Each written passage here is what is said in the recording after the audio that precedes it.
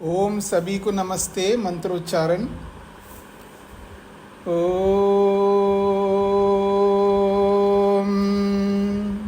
सहनाववतु सहनौ भुनक्तु सह वीर्यं करवावहै तेजस्विनावधीतमस्तु मा विद्विषावहै। ओम शांति शांति शांति।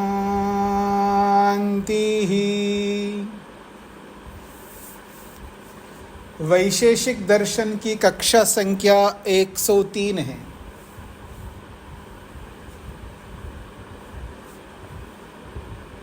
दसवें अध्याय का दूसरा आहनिक चल रहा है। पीछे हमने कारण प्रक्रिया को लेकर के चर्चा की है। कार्यैकार्थ प्रत्यासत्ति, कार्य एकार्थ प्रत्यासत्ति। कार्य दो कार्य, एकार्थ एक ही अर्थ में विद्यमान है। तो एक ही अर्थ में दो कार्य संबंधित है। तो संबंधित है या संबद्ध है या संबद्ध होना है, इसको कहेंगे प्रत्यासत्ति।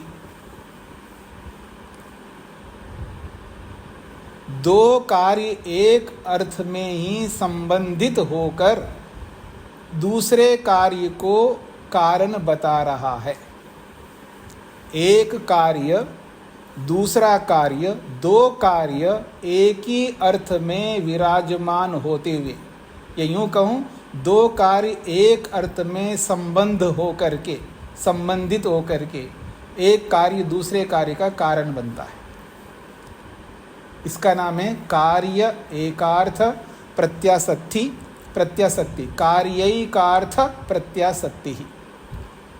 दो कार्य एक अर्थ में संबंधित है, इसको कहने वाला है कार्यैकार्थ प्रत्यासत्ति। कार्य दो कार्य, एकार्थ एक वस्तु, प्रत्यासत्ति संबंधित होना, संबद्ध होना, एक जगह पर रहना। तो एक जगह पर रहने को प्रत्यासत्ति कहा। स्वामी जी आवाज नहीं आ रही। नहीं, आपको नहीं आ रही तो आपका नेट ठीक नहीं है, बाकियों को आ रही है। तो ये स्पष्ट हो गया जी, कार्य एकार्थ प्रत्यासत्ति। इसकी दो परिभाषाएं आपके सामने आई। एक है संयोग असमवायी कारण का, यानी संयोग असमवायी कारण बनता है प्रत्येक उत्पन्न हुए द्रव्य का। दुनिया में जितने भी पदार्थ उत्पन्न हुए हैं, उन समस्त पदार्थों का एकमात्र संयोग। आवाज नहीं आ रही आपकी, बिल्कुल भी आवाज से तो स्पीकर आपका डाउन है। उनको कोई कॉल करके बताइएगा जी। तो दुनिया भर में जितने भी कार्य पदार्थ हैं, उन समस्त कार्य पदार्थों का असमवायी कारण मात्र संयोग है। अब दूसरी परिभाषा में कर्म को असमवायी कारण बताया है। कर्म को असमवायी कारण बताया।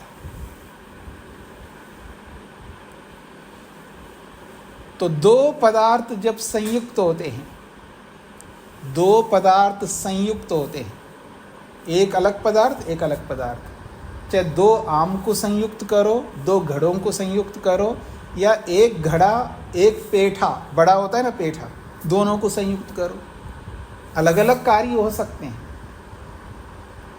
या दो पुरुष, मान लीजिए एक पत्नी और एक पत्नी, दोनों ऐसे हाथ में हाथ मिलाए, या क्या बोलते हैं आप, आलिंगन किया, संयुक्त हो गए। तो कोई भी दो पदार्थ जब संयुक्त होते हैं, संयोग एक कार्य है।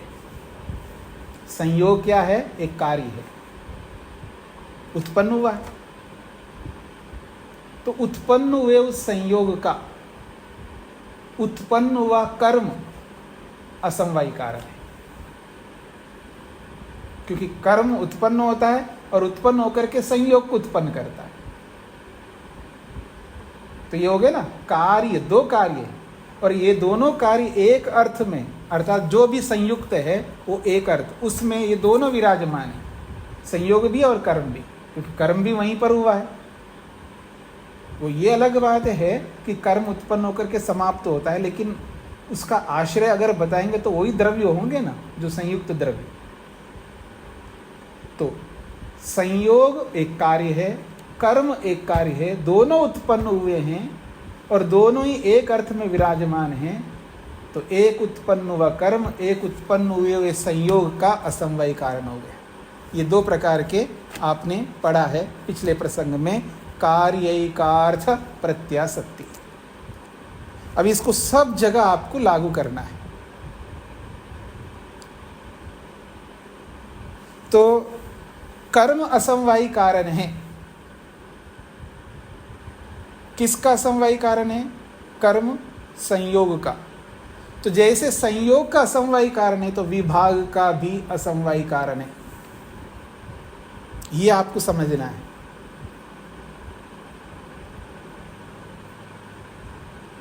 विभाग हुआ, विभाग उत्पन्न हुआ। विभाग को उत्पन्न किया किसने? कर्म ने। कौन से कर्म ने? दो पदार्थ अलग होने वाला कर्म।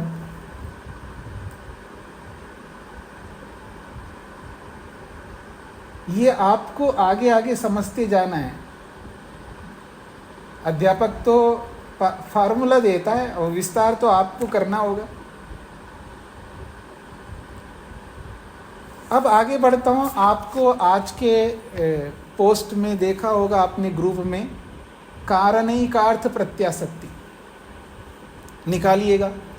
कारणैकार्थ प्रत्यासत्ति, कारणैकार्थ प्रत्यासत्ति। वो कार्यैकार्थ था, ये कारणैकार्थ था। तो वहाँ दो कार्य थे, अब यहाँ दो कारण हैं। ये आप सबको समझना है, तसल्ली से, धैर्य से समझने का प्रयत्न करना। कोई जल्दीबाजी नहीं है, आराम से चलिए। वहाँ दो कार्य थे, तो इसलिए वो कार्यैकार्थ था, और यहाँ दो कारण है, तो ये कारणैकार्थ है। केवल कार्य बदल गए, कारण आ गए, बाकी एकार्थ वही है, प्रत्यासत्ति भी वही है। शब्दों की दृष्टि से बोल रहा हूं मैं। कारणैकार्थ प्रत्यासत्ति में कारण को हटा के कार्य जोड़ दो तो कार्यैकार्थ हो गया, कार्य को हटा करके कारण जोड़ दो तो कारणैकार्थ बन गया। तो दो कारण एक अर्थ में संबंध होते हैं, दो कारण एक अर्थ में संबंध होते हैं, इसको कहते हैं कारणैकार्थ प्रत्यासत्ति।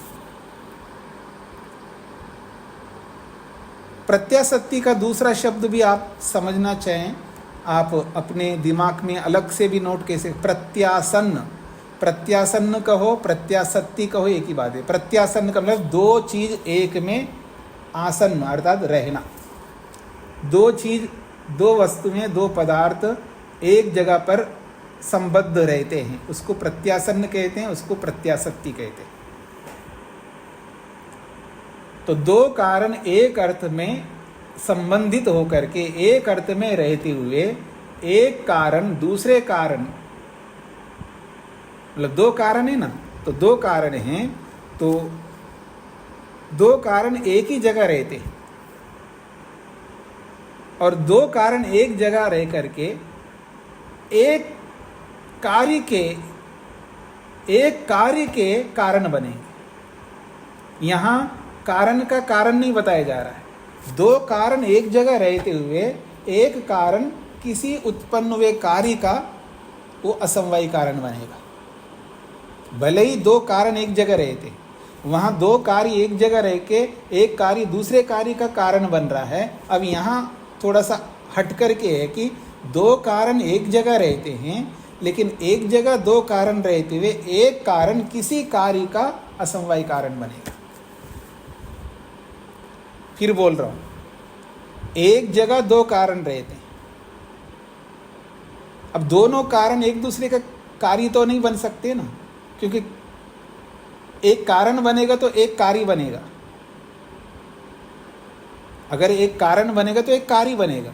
तो यहां स्थिति यह है कि दो कारण हैं, एक जगह रहते हैं, पर उन दो कारणों में से एक ऐसा कारण है किसी उत्पन्न होने वाले कार्य का असमवायी कारण होगा। बातों में समझना पहले, यानी सिद्धांत के तौर पर थ्योरी समझ लीजिएगा, जैसा बता रहा हूं वैसे समझना है। अपनी बुद्धि को, मन को इधर उधर दौड़ाना नहीं। जैसा बोला जा रहा है वो बहु वैसे ही सुनो, वैसे ही समझो, तो समझ में आ जाएगा क्या बोला जा रहा है। दो कारण एक जगह रहते हैं, अर्थात एक वस्तु में दो कारण रहते हैं, ऐसे समझ लीजिएगा। एक वस्तु में दो कारण विराजमान होते हैं और एक कारण किसी उत्पन्न हुए कार्य का असमवायी कारण बनेगा। दो कारणों में से एक ऐसा कारण है वो किसी उत्पन्न हुए कार्य का असमवायी कारण बनेगा।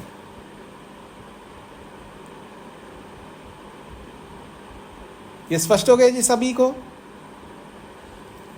अब जो हम असमवायी कारण को पकड़ रहे हैं, गुण को, एक गुण को हमने देखा संयोग गुण। वो संयोग गुण तो सभी द्रव्यों का असमवायी कारण है।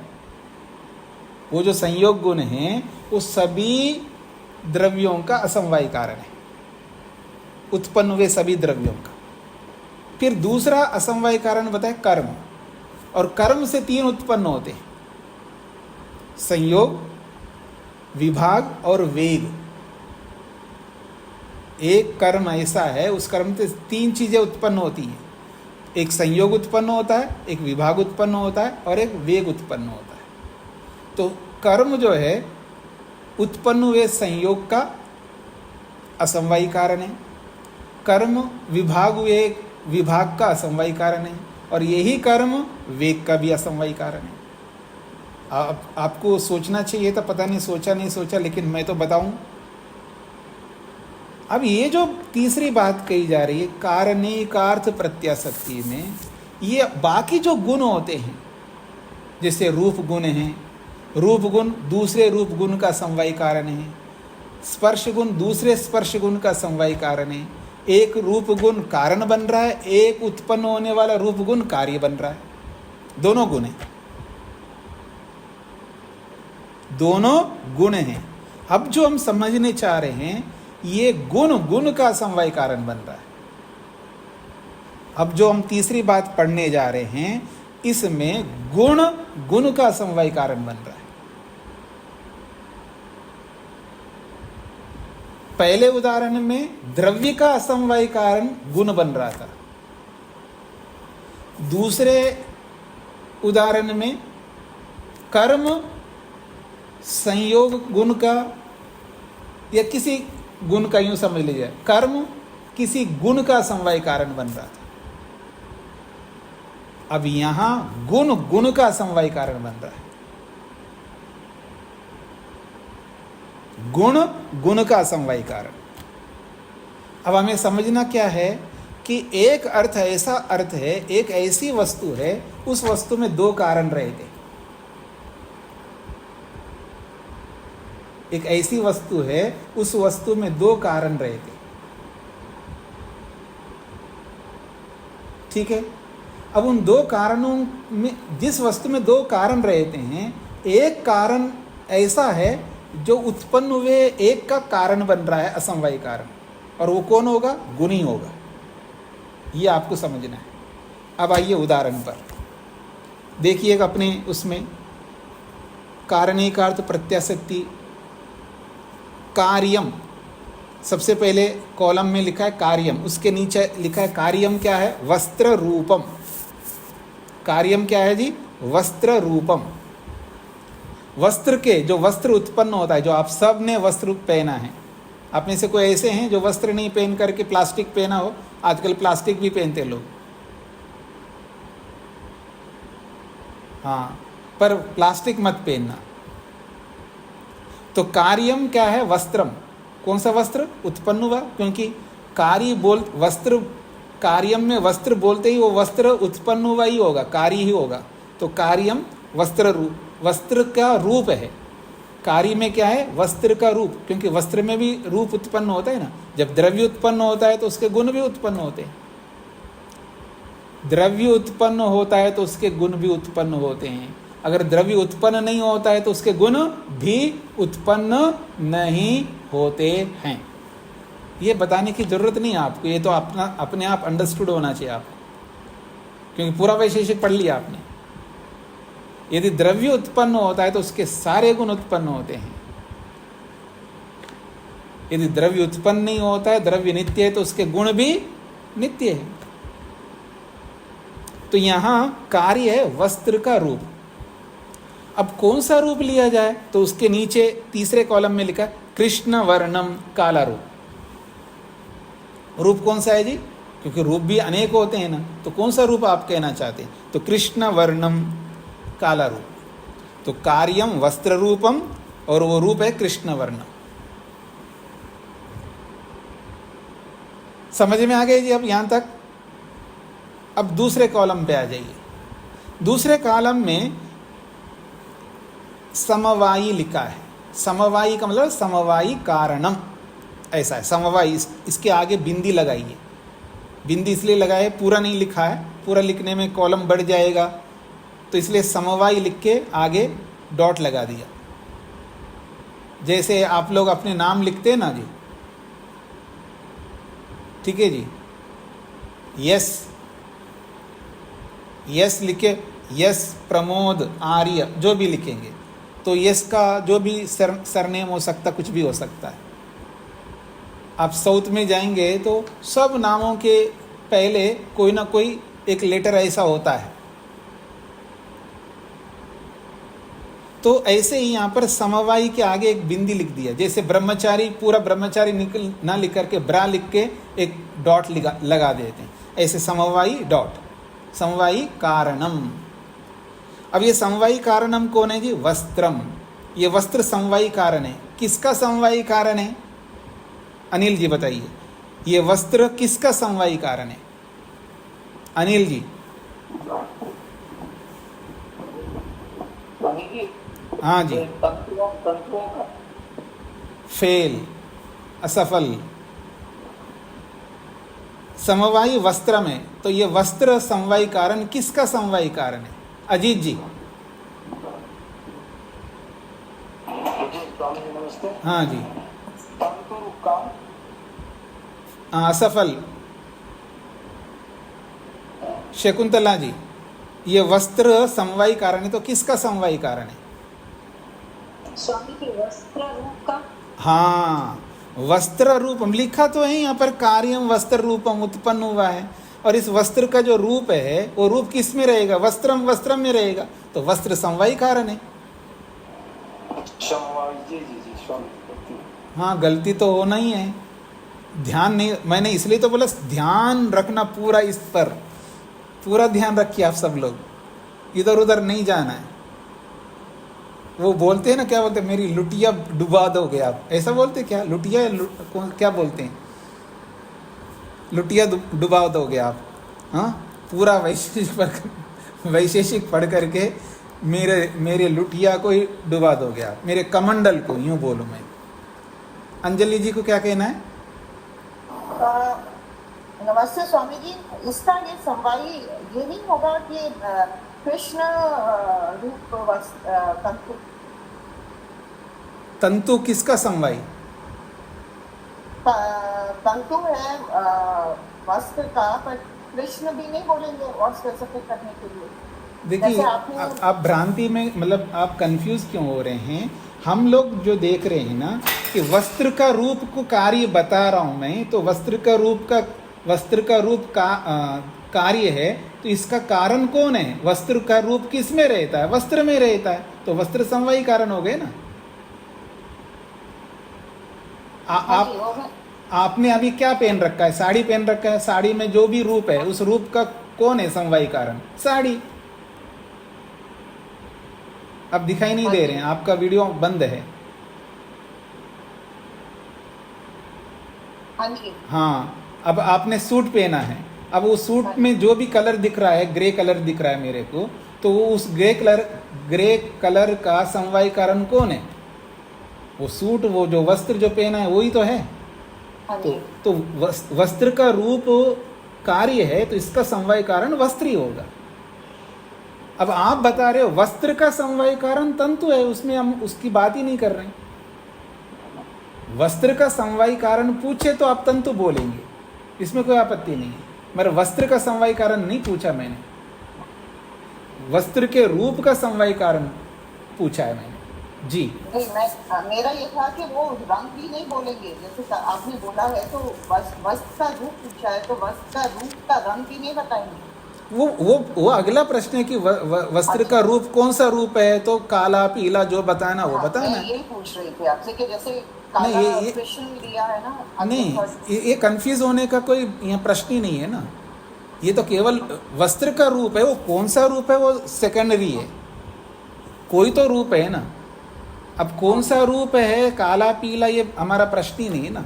वस्त्र के अंदर एक रूप है, उस रूप का समवाय कारण वस्त्र है, ठीक है ना। जी जी। तो कार्यम वस्त्र रूप में है, और वो रूप कौन सा है? कृष्ण वर्ण है। तो ऊपर दिया है समवायी, तो वस्त्रम समवायी, तो वस्त्र किसका समवाय है? वस्त्र के रूप का समवाय कारण है। और उसके लिए नीचे वो ब्लैक कलर का वस्त्र दिखाया है, ब्लैक कलर का वस्त्र दिया है, ये हो गया। अब आगे बढ़ता हूँ जी। पदार्थ जो है ये तंतु का रूप है, क्योंकि वस्त्र का रूप किस में रहेगा? वस्त्र का रूप किस में रहेगा? मूल में, तंतुओं में रहेगा। तंतुओं से तो वस्त्र में रूप आया है, तो वस्त्र में जो रूप आया वो तंतुओं से आया, तो पदार्थ का मतलब है तंतु रूपम। या पदार्थ का मतलब है तंतु रूपम, और वो तंतु रूप क्या है? कृष्ण वर्णम। जैसे तंतु का कृष्ण रूप है, वैसे वस्त्र में भी कृष्ण रूप आएगा। अब एक अर्थ क्या है? तंतु। या एक अर्थ का मतलब तंतु।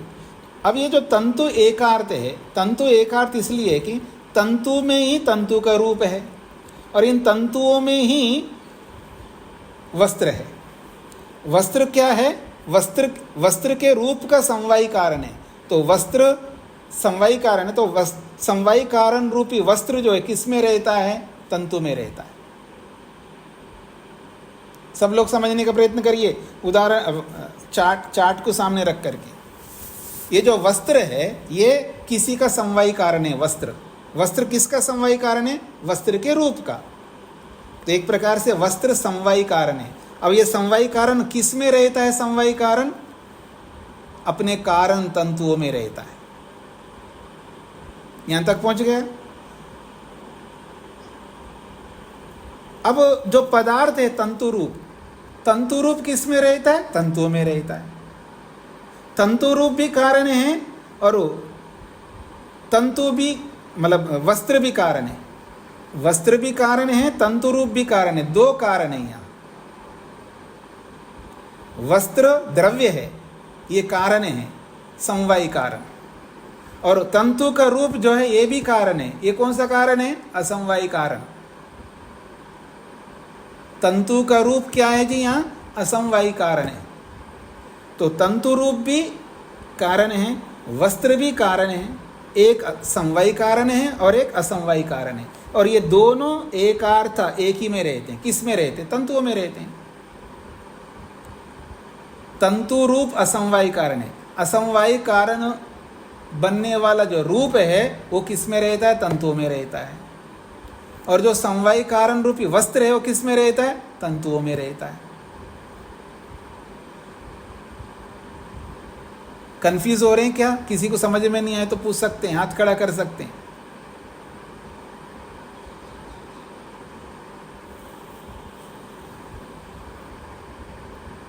अनिल जी समझ में आ गया?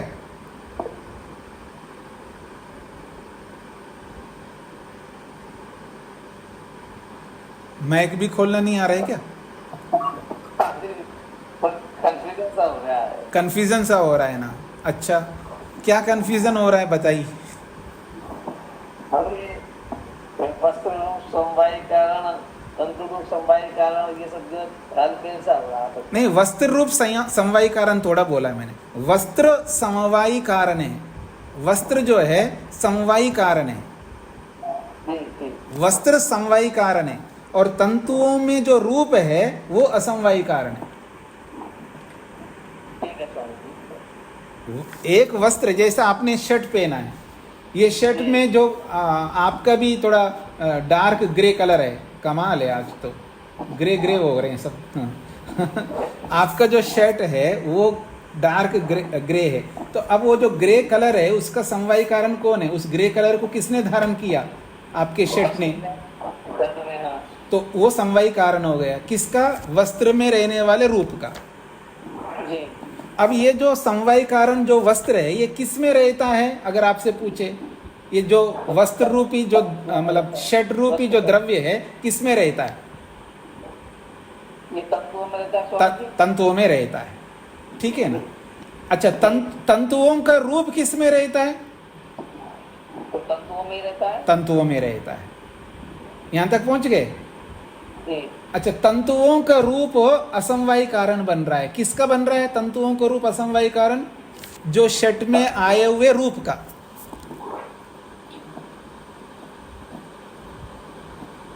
गुण गुण का कारण बनेगा ना, गुण गुण का कारण बनेगा। थोड़ा ये समझने की बात है, मैं ये नहीं कहना चाह रहा हूँ एक बार में आपको समझ में आएगा। थोड़ा सा कंसंट्रेट होना है, एकाग्र होना है। अब एकाग्र होंगे तो आसानी से समझ में आ जाएगा। हमारे सामने वस्त्र का जो रूप है, वस्त्र में जो रूप है, ये इस रूप का असमवायी कारण पकड़ना है। तो वस्त्र में जो रूप आया है वो कहाँ से आया? तंतुओं में जो विद्यमान रूप है वहीं से तो आएगा। जब तंतुओं में रूप ना हो तो वस्त्र में कहाँ से रूप आएगा? अब तंतुओं का रूप कारण बन रहा है वस्त्र में आए हुए रूप का। पर इसको थोड़ा देखने के लिए हम नाक को ऐसा ना पकड़ करके ऐसा घुमा करके पकड़ रहे हैं, बस इतनी सी बात है। सीधा आप बोल सकते हैं, देखो साहब, ये जो मेरा ये उत्तरी है ना चादर, इसमें जो रूप आया है ना, ये रूप तंतुओं में रहने वाले रूप के कारण से इसमें आया है। पर इस बात को थोड़ा सा हम शास्त्रीय ढंग से, जैसे साइंस समझते हैं ना, गणित को समझते, साइंस को समझते हैं, तो वो ऐसे मोटा मोटा समझते हैं, वो शास्त्र के हिसाब से समझते हैं। शास्त्र के हिसाब से। तो आप शास्त्र पढ़ चुके हैं तो शास्त्र के हिसाब से समझो ना, अपनी बुद्धि को शास्त्र के अनुसार बनाओ। बिना शास्त्र को हटा करके मोटी बुद्धि नहीं रखना। अभी आपकी बुद्धि मोटी बुद्धि नहीं है, आप सबकी बुद्धि कैसी बनी गई है? शास्त्र की बुद्धि बन गई। तो शास्त्रीय रीति से समझो, बस इतनी सी बात है। डॉक्टर बन करके डॉक्टर की बुद्धि से ही शरीर को समझेगा ना। हम तो पेशेंट बन करके हम अपनी बुद्धि से समझते हैं जी, क्या हुआ साहब, आपको ब्रेन ट्यूमर हो गया। ब्रेन ट्यूमर क्या होता है जी? ये दिमाग में एक ऐसा गांठ होता है, बस हो गया। अब डॉक्टर तो केवल इतना ही नहीं समझता है ना, डॉक्टर तो डॉक्टर के हिसाब से ब्रेन ट्यूमर को समझता है, वो विस्तार से समझेगा। तो ऐसे ही अब आप शास्त्र की बुद्धि से समझने का प्रयत्न करना। माइक बंद करिएगा। सोमनाथ जी को क्या पूछना है? स्वामी नमस्ते जी। ये दो पदार्थ एक में विराजमान है, दो कारण एक में संबंधित होते हुए एक कारण दूसरा कार्य होता है, समवायी कारण बनता है। असमवायी कारण। असमवायी कारण बनता है जी। इसमें तो एक कारण दूसरा कार्य कारण। हाँ जी, हाँ जी। इसमें दो कारण आप बता रहे हैं। नहीं, दो कारण है तो दोनों कारण एक ही में है ना, तंतुओं में। मतलब वस्त्र भी तंतुओं में है, तो तंतु जो है वस्त्र का समवायी कारण है। वस्त्र का समवायी कारण कौन है? तंतु है। तो ये जो वस्त्र है ये समवायी कारण है वस्त्र के रूप का। अब मेरी ओर देखिए, उधर मत देखिए, मेरी ओर देखिए। अभी आपने जो शर्ट पहना है, ठीक है ना, वो जो शर्ट है वो कार्य है, ये समझ में आ गया। अब उसका कारण कौन है? उसके तंतु। तो आपका वस्त्र किस में रहता है? तंतुओं में रहता है। तो अब इसको मैं दूसरे शब्दों में बोलता हूँ, वस्त्र कार्य है, वो अपने कारण में रहता है। अब इस कार्य को कारण बना रहा हूं मैं, इस शर्ट रूपी कार्य को कारण बना रहा हूं। किसका कारण बना रहा हूं? इस शर्ट के अंदर जो कलर है उस कलर का। तो जो आपका शर्ट है, मान लो डार्क ब्लू लग रहा है, तो वो जो आपका शर्ट का जो कलर है उस कलर का समवायी कारण कौन है? शर्ट। ये तंतुओं के दृष्टि से शर्ट कार्य भले हो, लेकिन शर्ट के अंदर जो कलर है उसकी दृष्टि से तो समवायी कारण है या नहीं है? नहीं सर। अब ये समवायी कारण रूपी वस्त्र किस में रहेगा? तंतुओं में रहेगा। ठीक है, यहां तक पहुंच गए। अब मेरी ओर देखो, अभी पूरा नहीं हुआ, मेरी ओर केवल देखना। अब मेरे को ये समझाना है कि ये जो वस्त्र में जो रूप आया है, कलर आया है, इसका असमवायी कारण कौन है? तो आप क्या बताएंगे? तंतुओं का रूप। तो तंतुओं का रूप है तो उसका मतलब वो असमवायी कारण है या नहीं है? गुण गुण का असमवायी कारण बनता है। तो तंतुओं का रूप जो है वो शर्ट में आए हुए रूप का असमवायी कारण है। ये समझ में आ गया आपको? नहीं सर। अब जो तंतु है, इस तंतुओं में दो कारण विराजमान है। एक तो असमवायी कारण विराजमान है और एक समवायी कारण भी विराजमान है।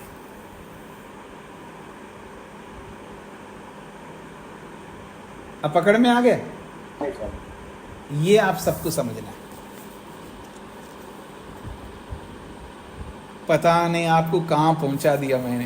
हाँ, आपके मन में आता होगा ये क्या झंझट है, ये सब समझना है, क्या फर्क पड़ता है? नहीं समझेंगे मत समझना। डॉक्टर बनना है तो डॉक्टरी पढ़नी पड़ती है ना। डॉक्टर बनना है तो नीट का एग्ज़ाम देना पड़ेगा, रैंक लाना होगा, मेडिकल में एंट्री करना होगा, पूरी डॉक्टरी का कोर्स पढ़ना पड़ेगा तो डॉक्टर बनेंगे। फिर वो शरीर को समझेगा, शरीर को समझेगा।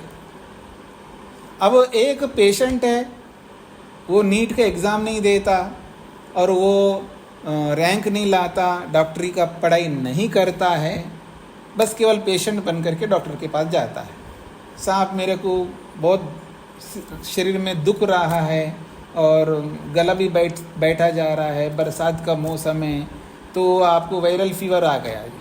तो आप वायरल फीवर हो गए जी आपको। What is the meaning of viral fever? बताइए, समझाइए आप? कुछ नहीं समझा भाई, एक बुखार है, बस इतना ही बोलेगा। लेकिन मेरे को समझना है क्या होता है बुखार, तो डॉक्टर समझेगा, उसने वो पढ़ाई की है, वो जैसे समझेगा उसको अलग प्रकार का आनंद मिलता है। और आपने कहा हाँ जी आजकल वायरल फीवर बोलते हैं, कुछ आ गए वायरल फीवर, इतना ही समझोगे। वो क्या होता है आपको पता नहीं है, बल्कि दुख होगा आपको फीवर के कारण से, और उस डॉक्टर को सुख होगा, मैंने पकड़ ली इसके अंदर वायरल फीवर है। उस वायरल मतलब जो भी वो वायरस है उसका इलाज करता है, वो उसको अलग प्रकार का आनंद आता है। तो पढ़ाई को पढ़ाई के रूप में समझना है। अगर आप पहले से मेंटलिटी बनाई ये क्या झंझट है, ये क्या, ये कारण वो कारण, जरूरी है, बिल्कुल जरूरी है, क्योंकि आपने शास्त्र पढ़ा है। और जिसने नहीं पढ़ा उसको थोड़ा हम समझाएंगे। ये जो आप जो पुरुष वर्ग है जिनकी शादियां हो गई है, उनकी पत्नियां हैं जो नहीं पढ़ती है, उनको आप समझाओ तो ये वो सिर पकड़ लेंगे। समझ रहे हैं आप? तो उनका विषय नहीं है, पर आपका विषय तो आपको समझना ही होगा। अब समझोगे एक दिन, नहीं तो दूसरे दिन, तीसरे दिन समझ में आएगा। पढ़ो और एक दूसरे के साथ बैठ करके चर्चा करो, सब समझ में आएगा। फिर भी आपको लगता है कि नहीं समझना है तो छोड़ो ना, पढ़ाई क्यों करते हो? फिर पढ़ो मत, अनपढ़ रहो, फिर मुक्ति नहीं मिलेगी, परम सुख नहीं मिलेगा। आप एक ओर से परम सुख भी चाहते हो और एक ओर से मेहनत भी नहीं करना चाहते हो, तो ये नहीं चलेगा, दोनों करने होंगे। तो यहाँ ये जो बात कही है कि तंतुओं में तंतु का रूप है, तंतु का रूप जो है वस्त्र में आए हुए रूप का कारण है। कौन सा कारण है? वो असमवायी कारण है। और तंतुओं में कौन रहता है? बना हुआ वस्त्र, कार्य रूपी वस्त्र तंतुओं में रहता है, और वो जो वस्त्र है वो वस्त्र में आए हुए रूप का समवायी कारण है। वस्त्र में आए हुए रूप का वो समवायी कारण है वस्त्र, क्योंकि वस्त्र अपने रूप को धारण कर रहा है, तंतु अपने रूप को धारण करता है, घड़ा अपने रूप को धारण करता है, मिट्टी अपने रूप को धारण करता है। मिट्टी का रूप अलग है, घड़े का रूप अलग है, याद रखना। मिट्टी का रूप स्वभाव है उसका, और घड़े का रूप उत्पन्न हुआ रूप है वो। तो घड़े का रूप घड़े में रहता है, मिट्टी का रूप मिट्टी में रहता है। लेकिन घड़े में जो रूप आया हुआ है कहाँ से आया? तो आपको बताना होगा, मिट्टी के रूप से आया है, मिट्टी के रूप से आया है घड़े में जो रूप आया। वो कौन सा कारण है? तो यहाँ बोलता है असमवायी कारण है। और घड़ा समवायी कारण है। किसका? घड़े में आने वाले रूप का, क्योंकि घड़ा जो है वो किसी न किसी गुण को धारण करता है ना, उत्पन्न हुए गुणों को घड़ा धारण कर रहा है। तो घड़े में जो रूप आया हुआ है वो रूप जो है असमवायी कारण, उस रूप का असमवायी कारण बन रहा है मिट्टी का रूप, और मिट्टी में जो रूप है वो असमवायी कारण बन रहा है, तो वो कारण बन गए एक असमवायी कारण। अब घड़ा जो है घड़े के रूप का समवायी कारण है, एक समवायी कारण है और एक असमवायी कारण है।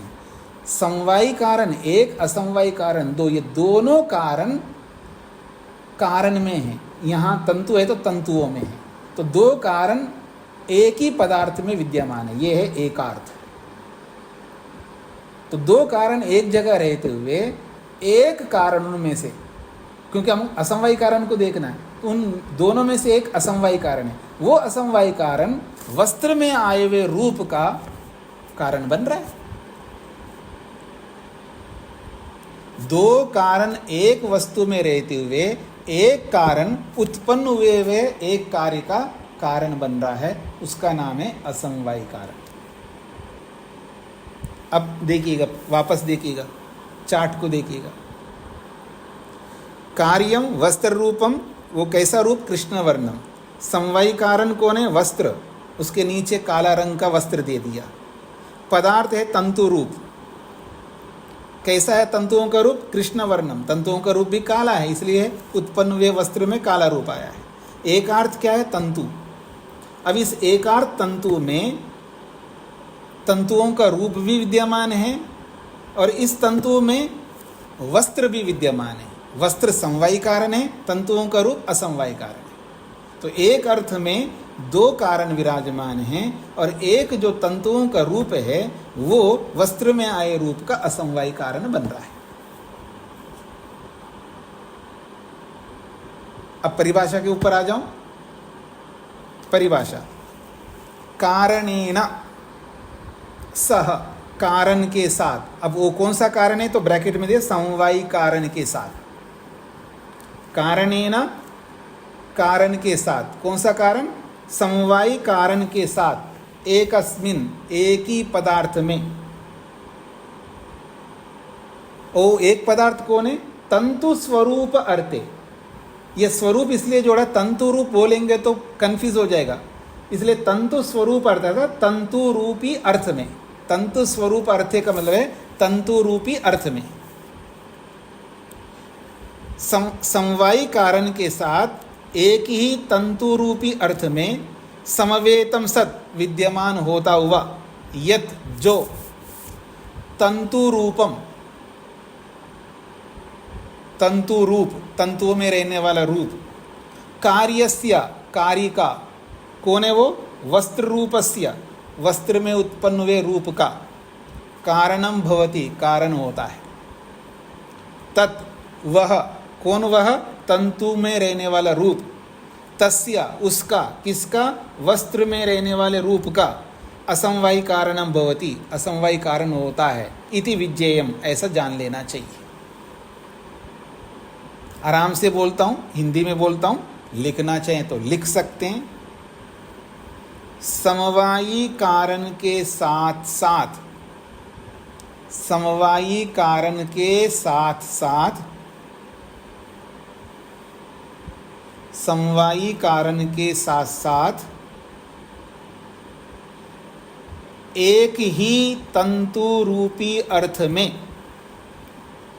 एक ही तंतु रूपी अर्थ में, एक ही तंतु रूपी अर्थ में रहता हुआ, रहता हुआ,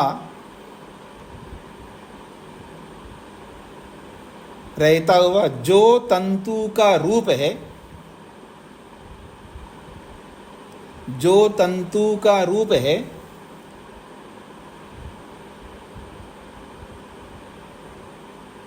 जो तंतु का रूप है, उत्पन्न हुए वस्त्र के रूप का, उत्पन्न हुए वस्त्र के रूप का, उत्पन्न हुए वस्त्र के रूप का कारण होता है, उत्पन्न हुए वस्त्र के रूप का कारण होता है। वह तंतु रूप, वह तंतु रूप, वह तंतु रूप उस वस्त्र के रूप का, वह तंतु रूप उस वस्त्र के रूप का असमवायी कारण होता है, असमवायी कारण होता है।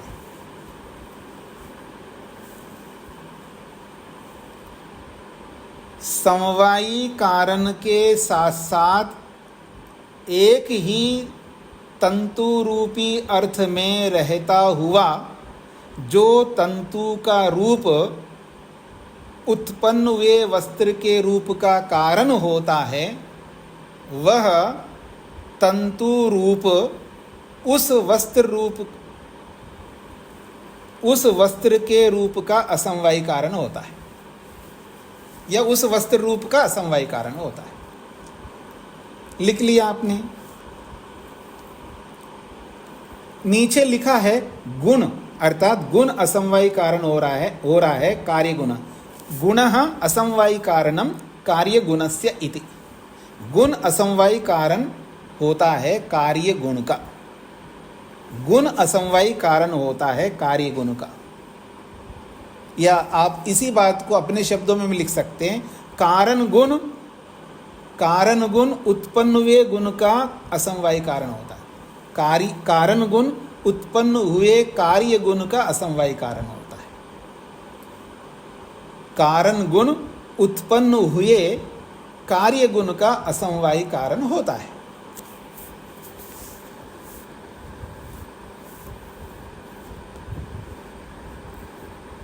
स्पष्ट हो गया जी?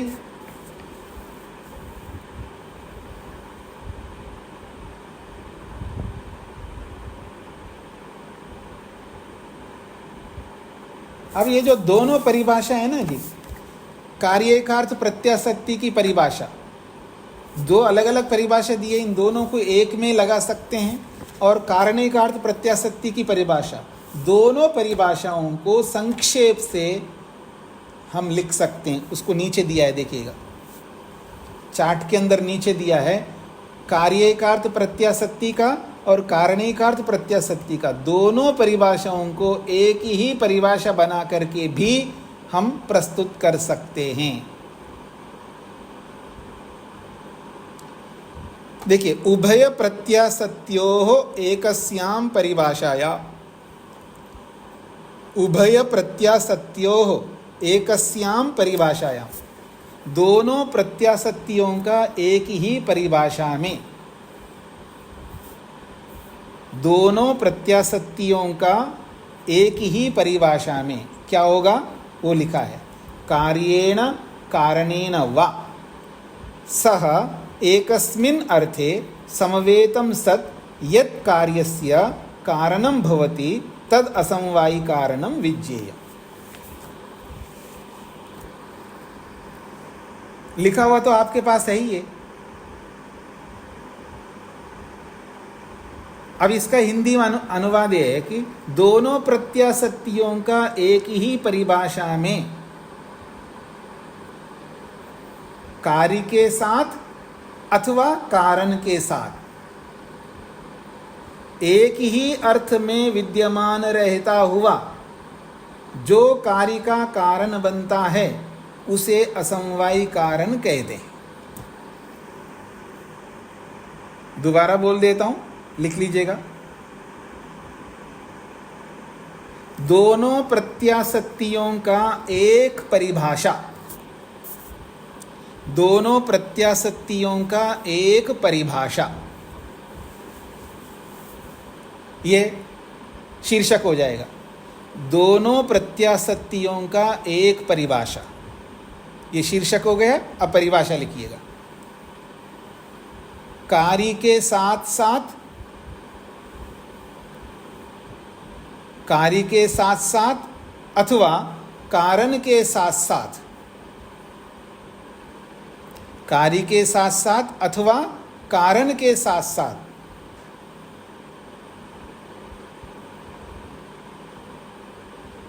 एक पदार्थ में रहता हुआ, एक पदार्थ में रहता हुआ, एक पदार्थ में रहता हुआ जो कार्य का कारण बनता है, जो कार्य का कारण बनता है उसे असमवायी कारण कहते हैं।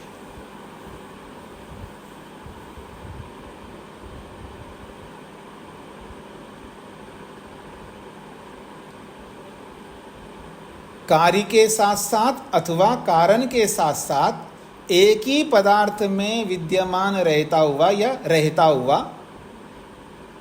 जो कार्य का कारण बनता है उसे असमवायी कारण कहते हैं। अब मेरी ओर देखिएगा, ये है तो दो परिभाषाएं, लेकिन दोनों परिभाषाओं को एक में कर दिया है। अब इसको अगर अलग करके समझना है, देखिए कैसे समझ सकते हैं। देखिएगा, आप जो लिखा है आपने उसको देखते हुए समझ लीजिएगा। कार्य के साथ साथ एक पदार्थ में रहता हुआ जो कार्य का कारण बनता है उसे असमवायी कारण कहते हैं। कार्य के साथ साथ एक पदार्थ में रहता हुआ जो कार्य का कारण बनता है उसे असमवायी कारण कहते हैं। ये एक परिभाषा हो गया। अब कार्य को हटा करके कारण जोड़ता हूँ।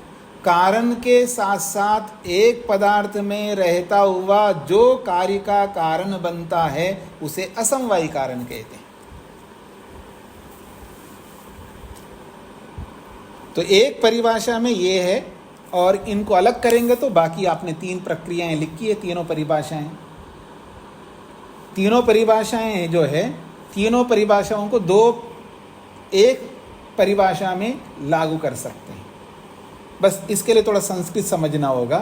तो संस्कृत की दृष्टि से ऐसा है, देखिए संस्कृत में अगर इसको समझना है, ये सब झमेला ना लिख करके अगर मैं केवल इतनी परिभाषा बता देता हूँ कि कार्येण कारणेन वा सह एकस्मिन् अर्थे समवेतं सत् यत् कार्यस्य कारणं भवति तद असमवायी कारणं विज्ञेयम्। बस हो गया, इतने में सब बातें हो गई। पर संस्कृत समझने की आवश्यकता है इसमें, थोड़ा सा साधारण संस्कृत नहीं, थोड़ा सा ज़्यादा संस्कृत समझना होगा। तो ये तीनों परिभाषाएं इसी के अंतर्गत आ गए। संस्कृत होता ही संक्षेप के लिए होता है, इसलिए सूत्र होते हैं, इसलिए मंत्र होते हैं। हाँ जी, राजगोपाल जी को क्या कहना है? आप जो बोले संस्कृत में, उसको क्या हम पा सकते हैं पुस्तक में? अगर पुस्तक में होता तो मैं ये चार्ट बना कर कितने दिन से आपको परेशान क्यों करूं? पुस्तक में तो पुस्तक के रूप में है, वो तो अभी पढ़ेंगे, हम अभी पढ़ेंगे ना, अभी तो चार्ट के रूप में पढ़ा है ना। अब असली परीक्षा तो आपकी होगी जब पुस्तक में पढ़ोगे, तो आप क्या समझोगे? क्योंकि मैंने अलग से इतना विस्तार से समझाया, तो अब इसी को अगर आपने पुस्तक में पढ़ लिया और समझ लिया तो मैं सार्थक मानूंगा अपने आप को, जिम्मेदार। क्योंकि पुस्तक में कोई उदाहरण नहीं दिया, इतने विस्तार से समझाया नहीं है। पुस्तक में तो जैसे ये एक परिभाषा दी है, इसी रूप में वह समझाया है। हाँ जी, उमा जी को क्या कहना है? उमा जी,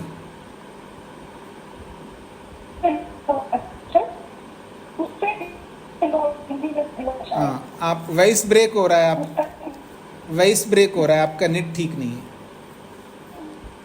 कुसुम जी को क्या कहना है? स्वामी जी नमस्ते। जी। स्वामी जी संस्कृत में लिखवा दीजिए इस एक परिभाषा को।